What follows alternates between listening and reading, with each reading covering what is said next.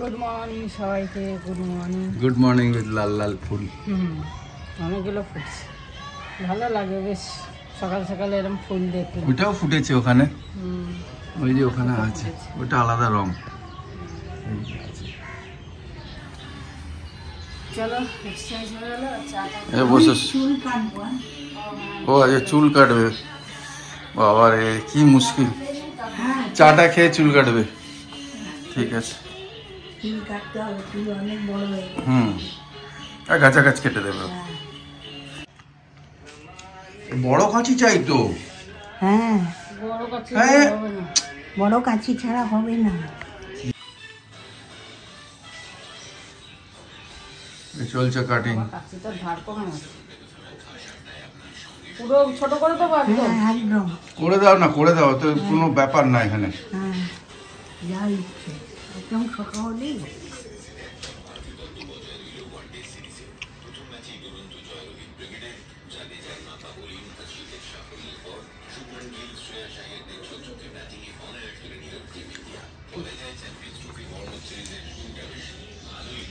এই যে চুল কাটিং চলছে। ঘাড়ের চুলগুলো নেওয়া লাস্টে গাড়ির চুল। দেখছি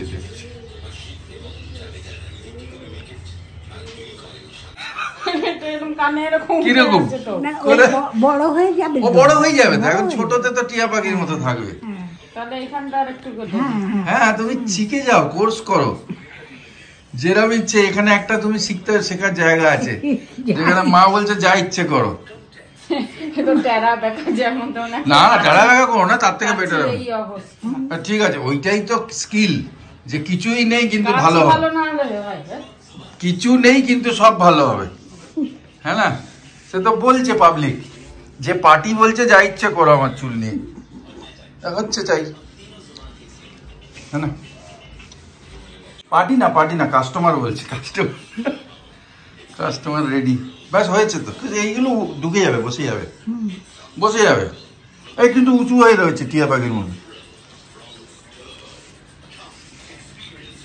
হয়েছে না একটুখানি উঁচু হয়ে। এই উঁচুটা কাটা যাবে না, এই যে উঁচু হয়ে রয়েছে, হ্যাঁ উঠিয়ে লেভেল করে দাও। বাজে 9:10 প্রায়, চলে এসছে আমাদের হোম টাউন, একদম পাঞ্চুয়াল, কাজটা করছে, শুরু করে দিয়েছে ঠিক সময় এসে। ব্রেকফাস্টটা যে সুজি রুটি করে নিলাম ঝটপট।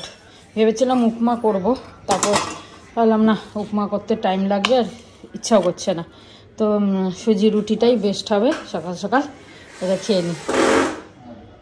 চলো, জামা পরানো হচ্ছে নতুন, ওটা ছিঁড়ে গেছিলো বলে নতুন আবার কস্টিউম পরিয়ে দিচ্ছে, নিচেটা কভার করছে।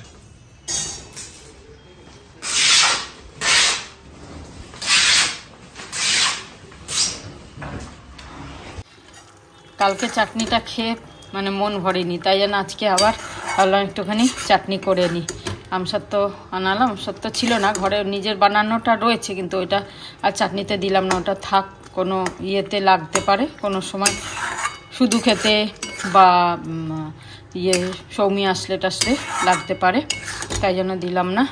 এখানে মশলা করে নিয়েছি, মশলাটা আছে জোয়ান আছে, মৌরি আছে, জিরে আছে, পাঁচফোড়ন আছে, আর শুকনো লঙ্কা বেশি দিইনি, অল্প একটুই দিলাম, 1.5খানা শুকনো লঙ্কা। এটা গুঁড়ো করে নেব, আগের এইটুকু ছিল, আর এটার একটু গুঁড়ো করে নিই। চলো, আজকে হবে শুক্তো, সব কাটাকুটি করছি। 2:15 হয়ে গেল, রান্না খাওয়া বসলাম, এখন বসবো।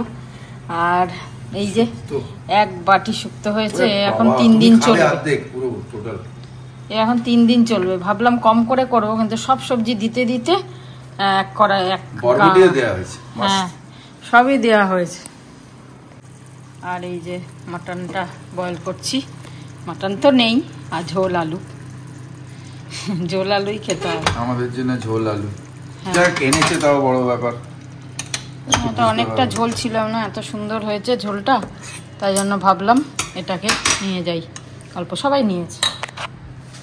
চলো, শুক্তো দিয়ে আর বিউলির ডাল, আলু ভাতে, শুক্তো আর এই যে মাছ সব দিয়ে খাওয়া হোক, আর মাংসের ঝোল, অনেক কিছু হয়ে গেছে। চাটনি ওরে বাবা বানিয়েছে আজকে, আমাকে আবার কুমড়ো সত্ত্ব আনতে পারালো। কুমড়ো সত্ত্ব, আম সত্ত্ব তো না, তাই 300 টাকা কিলো। Good afternoon. তৈরি হচ্ছে খাবারের। যাই হোক, খাবারটাই তো আমরা সবসময় বলি, কি করবো আর। যাই হোক, এবার সোফাটা খুব সুন্দরভাবে করে গেল। হোমটাউনে কমপ্লেনটা করেছিলাম, ঠিক আছে, আর ওরা এসে এটা করে দিল। টোটাল খরচা আমার লাগলো হচ্ছে 800 টাকা। আমার 7 বছর পুরনো সোফা, বেশি ইউজ হয়নি, কিন্তু স্প্রিংটা চলে গেছে। আজকাল স্প্রিং তো তোমরা দেখলে যে কীরকমভাবে স্প্রিং লাগাচ্ছে। আগে তো সোজা সোজা স্প্রিং থাকতো, এখন কীরকম যেন অন্য সিস্টেমের। যাই হোক, ওটা চেঞ্জ করলো, কাপড়টা চেঞ্জ করলো, ভালো কাজ। তাই আর একটা জিনিস বললো ছেলেটা, যে এ মাসের শেষ থেকে ওই এক্সচেঞ্জ অফার শুরু হবে হোমটাউনে, মানে পুরোনো যে কোনো ফার্নিচার দিয়ে আবার নতুন কিছু নেওয়া, রিবেট ফিবেট এইসব আছে। আর এইটা তো 7 বছর হয়ে গেছে, তাই জন্য আমাকে খরচা করতে হলো। যারা ওয়ারেন্টিতে থাকবে তাদের তো অবশ্যই তাদের ফ্রি হয়ে যাবে ব্যাপারটা, ঠিক আছে। আর একটা টেবিলে একটুখানি অন্য দাগ হচ্ছে। ওই টেবিলটা সোফাটা একসঙ্গে কিনেছিলাম, ওই যে গোল টেবিলটা, ওতে একটুখানি কীরকম মোচড়ে দাগ আসছে। এত সুন্দর নিকলিং ছিল পাশে, তবে বললাম আমি 2 দিনের মধ্যে আপনাকে জানাচ্ছি, আজকালের মধ্যে, যে কী ব্যাপার। আমি বললাম জানাও ভাই, না হলে আমি সোজা লিখবো, কিন্তু কাস্টমার কেয়ারকে লিখবো না, কিন্তু হোমটাউনকে প্রথমে লিখবো, যে এরকম তো প্রোডাক্ট, এত দামি প্রোডাক্ট, একটা টেবিল যে 13-14 হাজার টাকা দাম, ওইটুকু টেবিলটার, রাউন্ড টেবিলটা, তো এটা হওয়া তো এক্সপেক্টেড না। আন্ডামানে থাকতাম, সি এরিয়া, ওখানে মোর্চে ধরে যাচ্ছে, তা নিকলিংয়ের ওপর আলাদা কথা, কিন্তু it is not expected in Kolkata at least, যেখানে নোনা জল নেই, হ্যাঁ না। এবার ওই নম্বরটা আমি বলে দিচ্ছি, যাতে তোমরা ফোন করতে পারো হোমটাউন রিলেটেড যে কোনো জিনিস। কলকাতার নাম্বার এটা, টোল ফ্রি, ঠিক আছে। 08069 এটা স্টার্ট হলো, আবার বলছি 08069252525, ঠিক আছে। আর একবার রিপিট করছি, 08069252525। এতে তোমরা ফোন করে hometown related direct log in করে দেবে। আমাকে একজন চেয়েছিল এক্ষুন আগে কমেন্টসে দেখলাম নাম্বারটা ছেলের, সেটা নম্বর আমি দিয়ে দিয়েছি, কিন্তু ছেলেটা তখনও বলেছে যে আপনারা যদি এতে লগ ইন করেন তারপরেই কিন্তু আমি আসতে পারবো। আমি নাম্বারটা শেয়ার করে দিয়েছি কমেন্টে, কিন্তু ও ডাইরেক্ট আসতে পারবে না, হ্যাঁ না। আর আচ্ছা ঠিক আছে, সেটা হতে পারে যে ও অন্য কাজ নিল হয়তো হোমটাউন ছাড়া, তাই জন্য ওই নম্বরটা আমি এখানে তো দেবো না, ওই কমেন্টস বক্সে আছে, তা হতে পারে যদি নেয়, ওর যদি রুল থাকে তাহলে নেবে। ঠিক আছে, এলাম, লাঞ্চে যাচ্ছি। গুড ইভিনিং, বাজে 7:05, সন্ধ্যে দিলাম ছাদ থেকে এসে। আজকে একটু ঠান্ডা লাগছিল।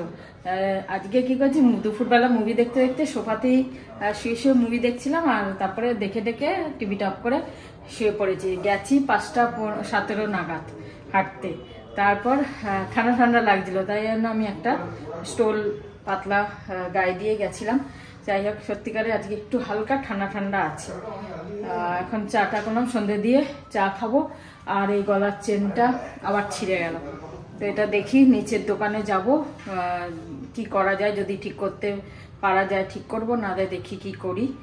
আর তারপরে কিছু সৌমির কুর্তি আছে, আমার কুর্তি আছে, ম্যাক্সি আছে, এগুলো অল্টার করতে দেব, যাব সেই প্রতিবেশীর ওখানে। সব না দিলে হবে না, ওগুলো অল্টার করিয়ে নিয়ে আসি। অনেক কটা আছে, 2, 3, 4 কুর্তি আছে। চা করে নিয়ে এলাম, চা খাই, আর তারপর বেরোই। এসে পরে আটা বাটা মাখবো, একটু কিছু রান্না করতে হবে। দুপুরে তো রাত্রিরে তো শুক্তো ফুক্তো খাওয়া যাবে না, কিছু একটু করতে হবে। কিছুই নেই আজকে আর রাতে, দেখি কপি এনেছে একটা, ফুলকপি যদি ভাজা করি, কপি ভাজা আর রুটি খেয়ে নেব। আর সুজি আছে সকালে, ব্যাস। চলো চাটা খাই। চলে এলে? হ্যাঁ, চলে এলাম, অল্টার দিয়ে এলাম। সোনার দোকান তো হলো না, আজকে বন্ধ। আর এই আসার সময় একটুখানি ব্রেড আর বাপুজি কেক নিয়ে এসেছি। আমিও গেছিলাম, সেটা বলো না। ও গেছিল, অ্যাকচুয়ালি ও বলছে চেনটা আর 2বার কেটে গেল, আর ইয়ে করো না, আবার কোন সময় রাস্তায় পড়ে যাবে, 2বারই বাড়িতে পড়লো। এটা এই মুখটা একদম কেটে গেছে, এই যেটা ইয়ে মানে এসটা লাগানোর যে ইয়েটা, সেইটা কেটে গেছে। হ্যাঁ, আর এটা ওজন করলো আমাদের সামনে 12 গ্রাম মতন হলো, দেখলে মনে হচ্ছে না। দেখে মনে হয় এটা অনেক দিন কাছে, হলমার্কের। হ্যাঁ, হলমার্ক 18-19 বছর হয়ে গেল চেনটা। তাই এখন বাবা থার্ড টাইম পড়ে না যায়, চলো রাস্তায় ফাস্তায় কিছু অন্য একটা হয়। কিন্তু অন্য দোকানে দেখলাম, অন্য দোকানে ডিজাইন নেই, আর ওই ইয়েতে ক্যাটালগে দেখে আমি বুঝতে পারি না, তাই আমি দেখলাম না। না, ফিল করতে হবে কেনার সময়। হ্যাঁ, এই দোকানে আছে। না না, সেনকোতে করে নেবো। হ্যাঁ, সেনকো কেন, বাগিয়াটি যে দোকান থেকে কিনেছি ওখানে। হ্যাঁ, সেখানে ওর বিলটা আছে। বিল লাগে না, ওরা চিনতে পারে। হ্যাঁ, ঠিক আছে। তা বাজে এখন হচ্ছে 9:40, আজকে তাড়াতাড়ি হয়ে গেছে। এই যে ভাজা হয়েছে, খুব সুন্দর ভাজা, আর রুটি, কবি ভাজা রুটি, আর হচ্ছে একটু সুজি আছে, আর একটু মাটনের ঝোলটাও একটু আছে। ওটা দিয়ে আমরা খেয়ে নেবো। হ্যাঁ, ওটা তো মা খাবে না, ওটা আমরা খেয়ে নেবো, মা সুজি দিয়ে খেয়ে নেবে। আর এখন কপিটা লাস্ট খেয়ে নিচ্ছি আর কি, কদিন আর খাবো না। হ্যাঁ, ভালো খাওয়া যাবে, তারপরে ব্যাস খাওয়া যাবে। চলো তাহলে আজকে এখানেই শেষ করি। সবাই ভালো থেকো, সুস্থ থেকো। গুড নাইট, শুভরাত্রি, জয় গুরু, ওম সাই রাম, জয় হিন্দ, জয় ভারত। এন্ড জয় ভারত।